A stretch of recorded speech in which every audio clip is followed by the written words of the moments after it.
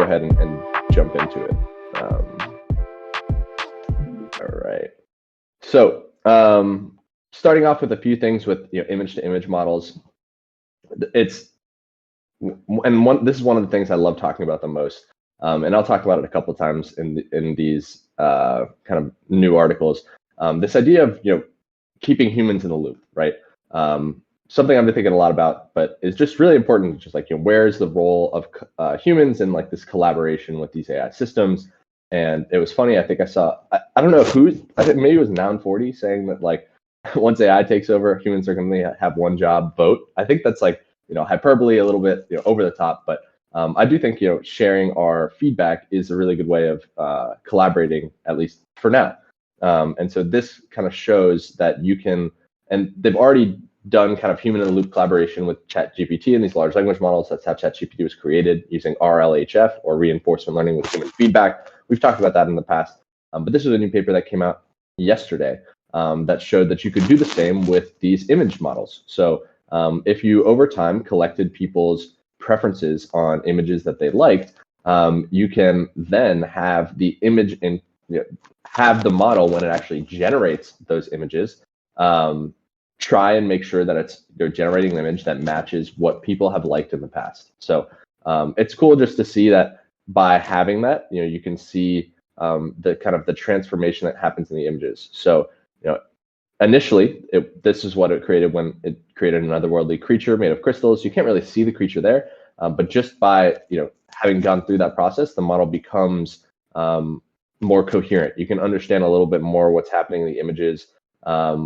It understands a little bit more kind of like those differentiations of small things within the prompts that are typically hard to get. So this is just encouraging to see that we're going to be able to continue to improve these models among with this way, among others. There's of course things coming out with video as well. So you guys have seen the image pics-to-pics editing, where you can just type something to have it change. Looks like this is coming to video soon too, where you can change it from a cat to a dog, or add a filter on a specific subject in an image. I think this is really cool. It's totally changing how you can edit just content, and I'm really excited for how this is going to potentially fit into the playground, because we're getting to the point where we can integrate real and AI generated footage, and Hunk will give a little bit of an update on that in a second. There's code out for that as well, for this kind of editing, which is also exciting. How many of you guys have heard of ChatGPT plugins? Did you guys see this come out last week? Maybe. Well, ChatGPT plugins came out 4 or 5 days ago, or they announced it 5 days ago, and this is actually crazy. They're essentially trying to make an app store. So for example, here's their example of some of the different plugins they've got. So they can install a bunch of different plugins, right? So this is their store. They just installed Wolfram Alpha, OpenTable, and Instacart. So they're asking for a restaurant recommendation on Saturday, a recipe on Sunday, and the total calorie count. And finally, to actually order the ingredients on Instacart. So use this OpenTable to find a great restaurant. Sunday makes a simple recipe, asks Wolfram Alpha to calculate the calories, and then the total calories are 862 calories or whatever. And then now let's order the ingredients, and they used Instacart, and they created the shopping list with Instacart. And it just tells you, like, here's your shopping list. If you're new to Instacart, you can get a free delivery when you place this order, and you can order it directly. And you click a button, and then boom, it's filled in your order automatically in Instacart. Like, this is crazy. Like, I don't know, like, to me at least, it feels like we're accelerating how our interaction with computers, like from 0 to 100, from this 20 years of experience of using computers with just your keyboard and mouse, and just like kind of struggling to get as much input as possible into there. And then now we've got these helpers that are going to be able to kind of jump into anywhere that we're using those things and make that go more quickly, and enable us to kind of use natural language to interact with all those digital systems. So cool. Moving along here, because I want to end these in the next couple minutes. GPT-4 got released, and I don't know how many of you guys have been messing with it. GPT-4 is so good that they released a paper called Sparks of Artificial General Intelligence, where it's literally 150 pages of, and you can see the kind of the table of contents here, 150 pages of them diving into the abilities of GPT-4 and explaining why they got to the takeaway that we believe that it could be reasonably viewed as an early yet incomplete version of an artificial general intelligence system. They put a special emphasis on discovering limitations and discuss challenges ahead. But we conclude that their conclusion is that this is GPT-4 is AGI. It's a simple version of AGI, and they have 150 pages trying to convince you that it is, convince you as well that it is. They take it on coding problems. They have it try and create images of unicorns using text, even though it's never seen that. They do mathematical abilities. They have it use tools. What is the bar for AGI? Is it just 100 IQ kind of situation? That's a great question. And Tody, I'm interested to hear what you think. They talk about that there's no one definition, but they mentioned that in a 1994 group of 52 psychologists, and they also talk a lot about that right now they're looking at it almost more from the standpoint of psychology than they are from kind of analyzing code. But their definition is a very general mental capability that, among other things, involves the ability to reason, plan, solve problems, think abstractly, comprehend complex ideas, learn quickly, and learn from experience. So that's their definition.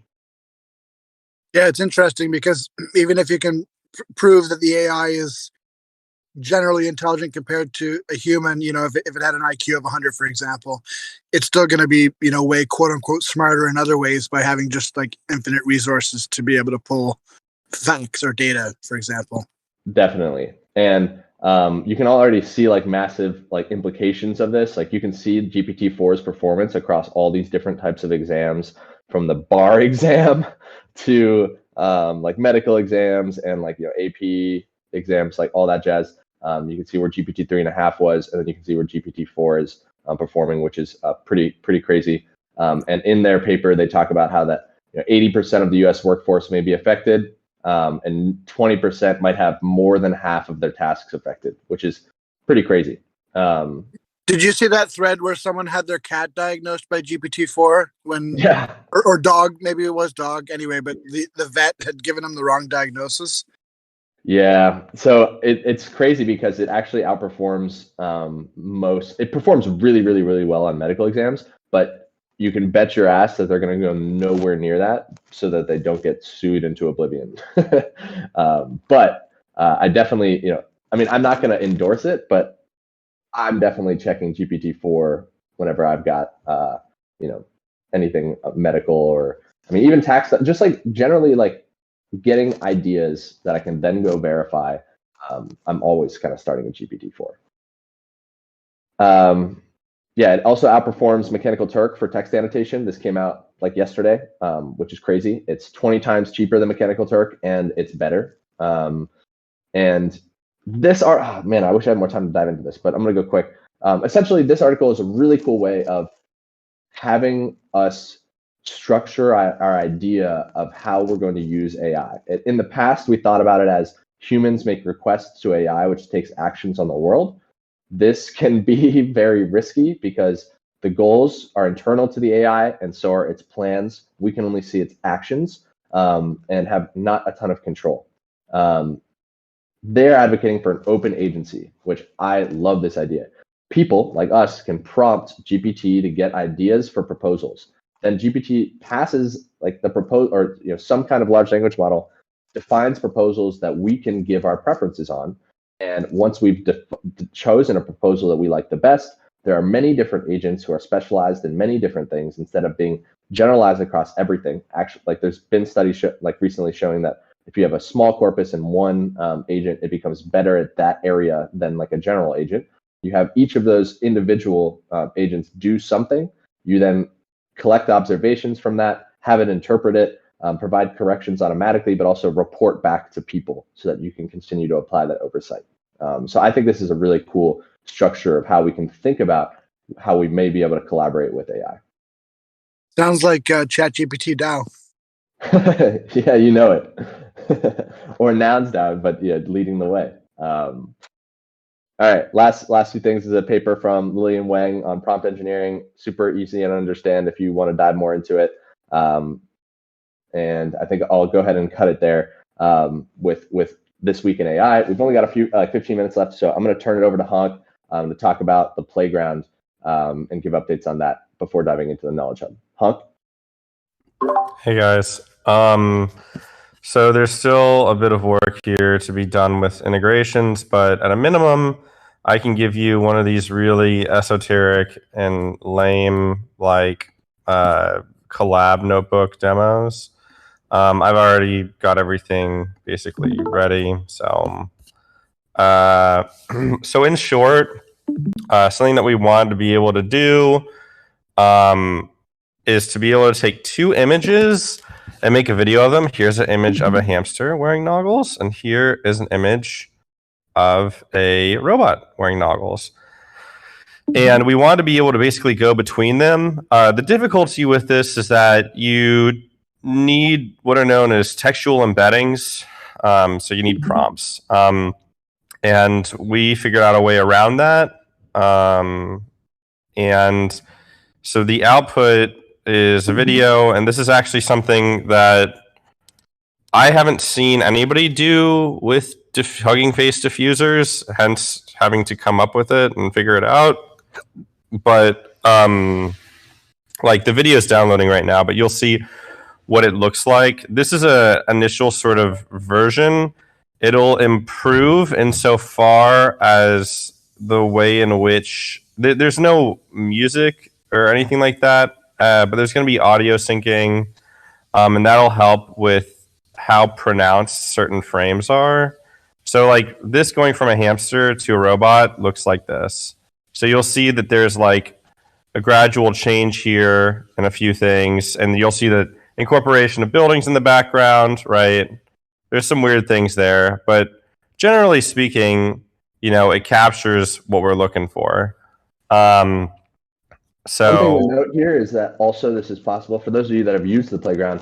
You know that like we haven't been allowing you guys to save all the images generating from everywhere, right? Like the images from like Pix to Pix or like editing with words, because it in the past you haven't been able to interpolate from one to the other. You didn't use the same model to create it, but now what Hank solved there, like and has understated, is that you can go from any image to any other image. That means you can go from a real life image to an AI generated image with goggles. So it could blend from like a real video of you talking to the camera to like an AI fever dream for 5 seconds and then come back, right? And so now you're starting to be able to edit parts of a video, and it'll seamlessly transition automatically from the last frame of that video to the first frame of the next one. And that's so cool because you can be able to generate, we can now have it totally separate into two pipelines. One, how do we generate the best quality content and give you tools to generate a ton of different content? Two, how do we take all that content and then put it into a seamless video that automatically transitions from frame to frame and syncs to the audio? Like, so cool. Yeah, it's something that, like I said, didn't exist for diffusers, and it's like pretty mid-journey-esque. But you know, actually diving in and like understanding everything that was going on was pretty important and necessary to get this done. But it's very exciting. It's very cool, and the code is open and available for anybody to try out. Like I said, I want to get this integrated into the Stable Diffusion or the diffusers package. I think it merits a pipeline because I think the video is up and coming and it's going to be of great interest. So, you know, we'll see. Bustin, would you like to give a bit of an update on the video player? And to note, Moo did a lot of work. I don't think Moo is here. On refactoring things, and that all should be integrated this week. It was a very long process, and this is work that kind of goes. What's the word? It's the work that gets done to make things scalable that nobody notices, but it's very, very important. So that's going to be integrated in this week, which will allow the video player to be integrated in this week, which will allow the actual code that I just demoed to be integrated. So everything should hopefully be updated and live this week, as well as Shep has a new model that he's going to be integrating soon, I believe. So that should greatly improve things even more. So here is Boston giving a quick review of kind of like where the video will lie. Here, I'll let him speak. Yeah, for sure. So going to the website, one thing you can see is this video tab. So if we press this, we'll see the video editor, and we made some updates visually. So here's where the wave player will display when we choose a file in a bit. And this is where your saved images will be, which are images you can like heart inside the create images tab over here. So let's just choose a file. I'm gonna choose this one. So yeah, it will display a WAV file here, which is your audio file, and we can start adding images to the timeline. So I'm gonna add some random images over here, like this, and on the bottom right, there's a very like in the works data table of your images. So the purpose behind like this is to just like help visualize your timeline in an easier way, and like with exact timestamps of like where images are on the actual timeline more clearly. There's also this new video controller where you can play pause with this button and skip forward and skip backwards like that. And lastly, when you refresh the page, your things will save locally if you open the file again. So if you look at video tab, your things are gone, but if you just open the same file, it'll reload everything you just did. So I'm going to open the same file, and we have a loading sign here, and then boom. Yeah, This is my first time seeing this. Bustin', this looks so good, man. I'm very excited. And you know, for people watching this, I mean, hopefully you guys, Joshua, I'd love to hear your feedback, but I know that you've been asking for this kind of feature since we were talking about ideas of the playground. Yo, that's so funny that you said that, because I was just like, man, I'm about to jump back into the playground. Yeah, I'm stoked. And what's cool is that, I mean, this is really cool. I'm also excited that you know, this is going to be able to merge with eventually you'll be able to upload your own clips, and you'll be able to see how they interact, and you'll also be able to make the ability to stay on one frame for longer. So instead of having each frame be like each picture that you spend a lot of time creating, like those, instead of it necessarily being one frame, potentially being able to like double click or maybe edit on the side on the right here, just like the end duration of each one. So then you could like click and drag and like have it stay like on the screen for a little bit longer, so that you can like tell a little, you can kind of create some of that dramatic storytelling by staying on one frame for a little bit longer. And it's adaptive too. Let's go, Bustin'. Awesome. Yeah. Cool. Awesome stuff. Very, very exciting to see those updates. And I guess I'll talk super briefly about that second model and then jump into our the rest of our updates for the Knowledge Hub. So our model was, I spent a lot of time coding this week, actually, and let's see if I can, I essentially made a script that can auto-generate a ton of prompts and then take all of those auto-generated prompts and generate a ton of images. And the reason being is that the more images that we can have of quality pictures of AI-generated noggles, then the more images that we can pass in as class or regularization images to these models so we can train a new one. So essentially, I'm getting our model and trying to create the best images possible with it.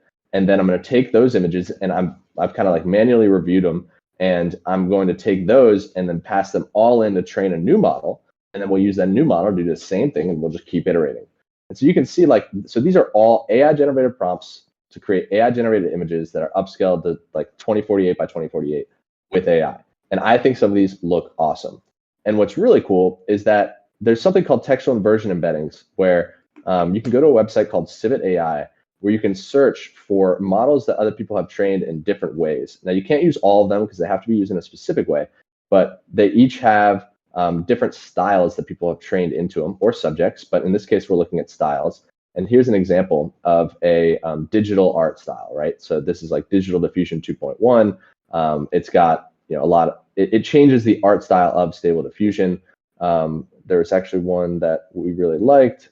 Yeah, this one's SDA 768. So you can see that it's more of like a painted style. And all we got to do is include this style in our model. It took a little bit of work, but it ends up creating some images that look like this. Sorry, we got to scroll through them. Let's see if we can get them up. You could, yeah, I think this is part of the style. Oh, we're almost there. Sorry about that. Yeah, but like, I mean, these are just, you can see that these are clearly very different styles to what they were before. This is using like the anime textual inversion plugin. But what's cool is that we're going to bring some of these to not only the playground, but also like to use in these outputs so that the model can kind of learn about it. These are all AI generated images, and I think some of them look really good.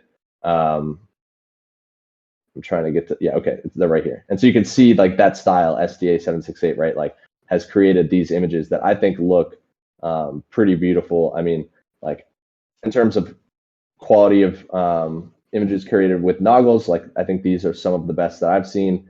So I'm excited. What's up? Can you scroll up a little? There was one that looked really, really cool. Looked like a clay or something. Oh, these guys? But it was, yeah, it was like keep going, keep going. That one, that on the right hand side, that looks crazy. That's awesome. Yeah, I mean some of these ideas, like it's all AI generated prompts. So they're the ideas that it comes up with are things that I could never think of. And big. I want that thing in my house. We're gonna release all these. So like once we created all the, like the class images, we're gonna release these like thousands of just nounish images. And what's cool is that people can use these to train their own models. So it's likely we're gonna run a competition with the AI art community and be like, hey, use these thousands of images. We're gonna run a prop house round, and we're gonna get you guys to try and make different versions of the Noggles model. So that's one of the things we're working towards as well. Cool beans. Awesome. All right, we got 5 minutes left. Joshua, I always really appreciate the questions. It makes this feel like more of a conversation rather than me talking at you guys. But last few updates, kind of moving over to the Knowledge Hub.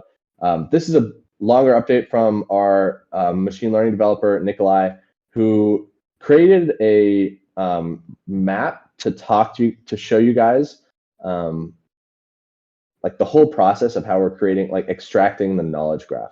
So the knowledge graph is the way that we are connecting all of our nounish information. So I know some of you guys who have been coming to these meetings know that we're creating essentially like an AI generated wiki that's going to hold all of the information about, ideally it's going to hold all the information about nouns. It'll hold information about proposals when they come up. And then once they get executed, it'll hopefully gather information from our chat logs and other sources to provide updates over time of what's going on in nouns. Like the vision is you can click on any proposal and you can automatically see everything that happened with that proposal throughout time in a wiki, in a usable source, like a usable format that people are familiar with. And to do that, we need to create like a really solid knowledge graph from our proposals and some answers from questions. So you can see that's what's kind of going in here. There's a triplet extractor. So here's kind of an example here. Some text is provided below. Given the text, extract up to, and you can set a max, knowledge triplets in the form of subject, predicate, object, right? So for example, Alice is Bob's mother. If the text is Alice is Bob's mother, you might get Alice is mother of and Bob, right? And so we've done that with a lot of proposals and created some really interesting stuff. And it has started filling in our knowledge graph, but it ends up with a lot of entities of the same name. So Nouns DAO is the same as Nouns. AI pod is the same as the AI pod or the Nouns DAO AI pod. And that kind of messes with the data. So we're going to have to improve that. But this map kind of shows all these different things that we're, how we're approaching improving the knowledge graph right now. And it's really helpful because it also includes, where we have different prompts. And so we have kind of like the full pipeline working now, and we have a map of it. And now we're going to be able to kind of iterate on it to continue to improve that quality. And you can see, there's entities being extracted. There's an answer. Hopefully it's going to be generating answers and pull in context. And so this is just a map showing all of kind of like, it's hard sometimes for us to show all the work that's going put into this. So I like showing things like this that demonstrate all the different steps that go into creating something like this if you weren't familiar. And then last quick update, because I know we got to end in 2. This is an update from Momchip, another one of our developers, who created a frequently asked question page. I really like this because you guys are familiar with the QA page, but what's cool about this is this consolidates them into the most common questions. And you can always, and this also is a really good example of showing what I mean by being able to dive into the raw sources and have human feedback throughout. So these are the consolidated questions, these are the 3,000 questions that we pulled out of the old Discord in our first pass, which we're going through and doing that again, actually, because we have better quality data from it. But these are all of those questions, and they're using AI grouped into the questions they were asked the most. So, and these seem to be pretty common questions that I've seen. Are there any fractionalized nouns? Is a good place to start? Are they available by secondary? Who can I talk to? We're in a partnership, right? Like these are questions that came up a lot in those, in that set of questions. But what's cool is you can click on one and you can see all the questions that were within it. So he clicked on, is there a good place to learn more about how nouns are structured? And you can see all these other questions. So I was curious to learn more about nouns now, specifically if there's any environmental things. Is there a place to read and learn about it? Like history. Can anybody explain to me what it's for? Is there a good place to learn more about how it's structured, right? And so you can then go in and the upvote and downvote is going to look different. This is going to be actually on the wiki, so that's all in one place. So this front end is just kind of an example. But what's cool is that you'll be able to give feedback on if that answer is actually correct, because these answers, and if you click on them again, come directly from Discord chats. So when you see this and you're like, man, that answer is totally wrong, you click a downvote on it and you explain why, it's going to automatically generate a new answer for you that's going to be hopefully more correct and show that, and it'll be able to indicate that you downvoted it and gave feedback to improve it, right? But you'll always be able to track back to where the answer came from. So clicking on this, saw that somebody asked, is there a good place to start learning about how nouns are structured? And our very own CDT responded with the best place to start to the bottom of the main website, right? So that's where the answer came from. And so you can see that that answer was not directly reflective of that. So you might want to downvote, and that it would be able to look back at it, given your feedback, which might be you took context from below the actual answer, and that's one of the reasons why we're working on changing how we pulled out the answers. But you'd be able to give that feedback, and if you click on this, it's actually going to link you directly to the old Discord, where you can see where that message is. You can reach out to that person and actually connect with them, and that's how we're going to hopefully keep kind of like organic connection going between the community, hopefully in kind of like an evergreen way where people will be able to, oh, CDT was working on a podcast for this kind of part of nouns last year. I'm going to hit him up and see if he's got feedback for me, because I saw where that question came from. And that's kind of like the whole idea behind it. And the last couple updates is we're also working on giving you guys daily summaries, weekly summaries, and monthly summaries of any channel on any server that gets more than 25 messages in a day. So hopefully at the same time of this meeting, at like 7 a.m. Pacific or 10 a.m. Eastern, you'll be able to hop into any channel that's been getting a lot of discussion. Maybe you couldn't catch up from yesterday. You get a quick daily summary at the top of that, unobtrusive, but can give you an explanation about that. To keep stay up to date really quickly, hopefully adding value to every server that Rocco's in, as well as being able to give us context to give to the knowledge graph on what each one of these channels are about, what each one of these servers are about, what happened that day there, and then when you put together a chain of what happened that day, it gives you a picture of what's happened over time. And that's kind of where we're going. So those are the updates we have. Tody, I'm sorry, I went over a couple minutes. I know you've got to leave. Actually, may have left already. But that's the end of our week. All right, cool. You guys gotta hop off. We gotta hop off. Thanks everyone for showing up. I will see you guys back here in 2 weeks. Thank you guys for hosting us here in the Noun Square.